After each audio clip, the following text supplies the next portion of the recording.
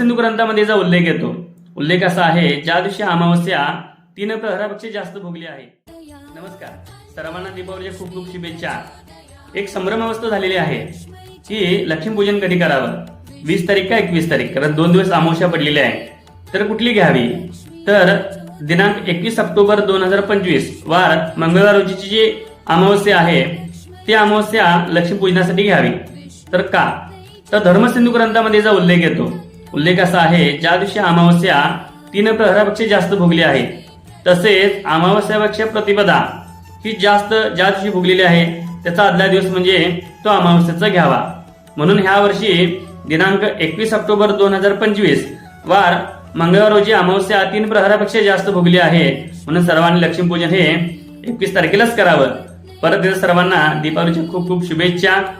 नमस्कार.